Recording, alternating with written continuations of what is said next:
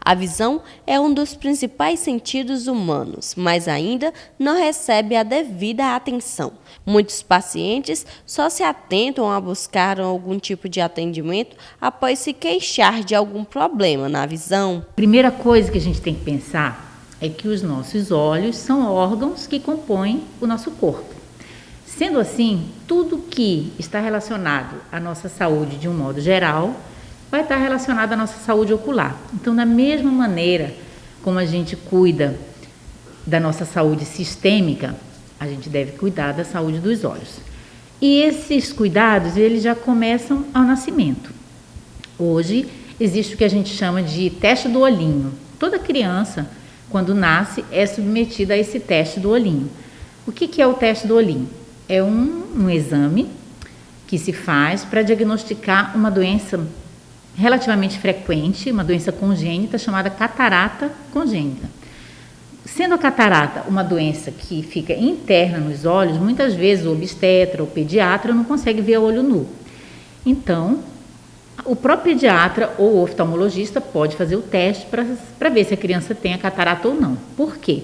Porque ao nascimento a nossa visão é muito pouca e ela vai se desenvolver a partir desse momento. A partir do dia que a gente nasce, até aproximadamente os 7 anos de vida, é o período que todo o sistema, tanto ocular como neurológico relacionado à visão, é formado, é amadurecido, digamos assim. Então, qualquer problema que a criança possa ter nesse intervalo de tempo, seja uma catarata congênita, seja um estrabismo, que é como se chama o desvio nos olhos, seja a falta de correção de alguma ametropia que a criança possa apresentar, como a miopia, como a hipermetropia, como o astigmatismo, dependendo se é só num olho, se é nos 2 olhos, isso pode levar ao não desenvolvimento da visão, num olho que poderia enxergar. Então, esses primeiros 7 anos de vida são muito importantes para a nossa saúde ocular.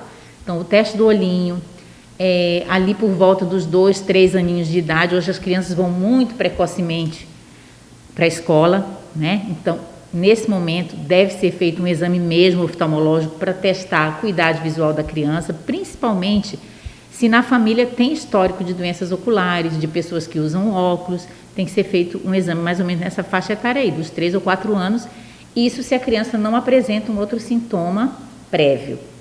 Porque existem outras doenças que podem acometer as crianças, não só a catarata, como, por exemplo, uma doença gravíssima, que pode até ceifar a vida de uma criança, como é o caso do retinoblastoma, que é um câncer, né, que é um tumor ocular, e que pode ser diagnosticado precocemente e, assim, preservar a vida da pessoa, a vida da criança. Esse cenário preocupa os especialistas, pois a maioria das doenças da visão são silenciosas e algumas chegam a ser irreversíveis. Ao longo da nossa existência, os nossos olhos são órgãos que sofrem muito o impacto do tempo. Então, principalmente naquela faixa etária a partir dos 40 anos, é a população que vai ter realmente queixas e necessidade de uma visita praticamente anual ao oftalmologista, porque ali começam as doenças relacionadas à idade, as doenças oculares relacionadas à idade. Antes disso, o mais frequente são as ametropias, que é a miopia, a hipermetropia, o astigmatismo, que vão trazer sintomas relacionados tanto à acuidade visual, como ao que se chama de astenopia, que são aquelas queixas de cansaço ocular, de dor nos olhos, de dor de cabeça, de lacrimejamento, de sensibilidade à claridade, e que todas essas queixas têm que ser levadas em conta e investigadas pelo profissional oftalmologista. Outra coisa muito importante hoje são os aparelhos eletrônicos, né? Hoje a gente vê crianças muito pequenininhas, que não sabem nem andar ainda, mas que já sabem mexer na tela do celular, desbloquear a tela com aquele dedinho deles, né? Por quê? Porque hoje a gente vê que as crianças, elas não assistem mais televisão, elas assistem vídeo no celular ou no tablet, elas jogam no celular ou no tablet, e como o bracinho da criança é muito pequeno, geralmente a tela fica muito próxima dos olhos. E existem vários estudos só falando de oftalmologia que correlacionam esse ato de ficar muito na frente da tela com o surgimento de uma miopia que não está relacionada à hereditariedade. Então, hoje a gente aconselha muitos pais a estimularem as crianças a terem mais atividade ao ar livre, não ficarem muito na frente das telas, sabe? E limitar esse tempo de tela. Não deixar também que a criança fique muito próxima, a tela fique muito próxima dos olhos. Alguns cuidados básicos, independente da idade do paciente, preservam a saúde ocular na rotina do dia a dia. Que levar a uma boa saúde física vai levar a uma boa saúde ocular. Então, o que pode levar a uma boa saúde física? Eu penso que o primordial é a alimentação, né? A gente sabe que a desnutrição, ela pode levar a problemas oculares, a problemas oftalmológicos. Então, uma boa alimentação, uma alimentação balanceada, que tenha proteínas, que tenha vitaminas. As vitaminas são de extrema importância para a nossa retina, porque lá no fundo do nosso olho, na nossa retina, a gente tem um pigmento que é muito importante para a nossa visão. Por isso que aquelas pessoas, por exemplo, que são albinas, aquelas que são bem branquinhas, que têm pouco pigmento no olho, elas têm baixa visão, porque não tem pigmento. E um precursor desses pigmentos são exatamente as vitaminas, vitamina A, vitamina C, vitamina E. Então, a vitamina A, na nossa região aqui, a gente tem em abundância uma preciosidade de fonte de vitamina A, que é o buriti. Não o doce de buriti, mas o suco, por exemplo, em que o buriti está cru, né? Porque a vitamina A ela tem que ser consumida crua.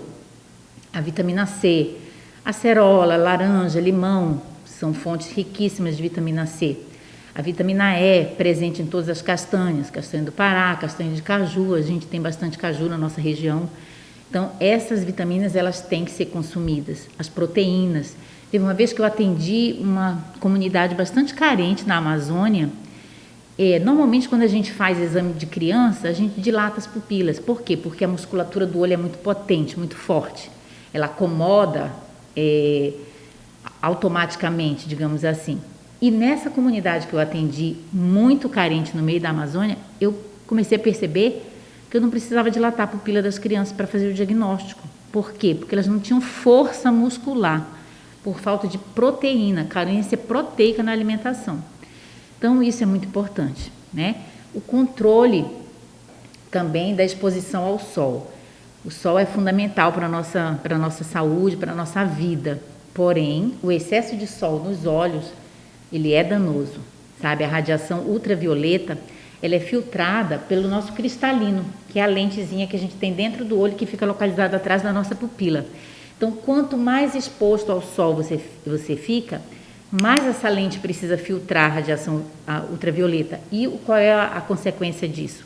É a doença que a gente conhece como catarata, que é uma doença que está relacionada à idade, mas que pode aparecer precocemente ali na faixa etária dos 40 e poucos anos, que não é o comum, exatamente pelo excesso de exposição ao sol.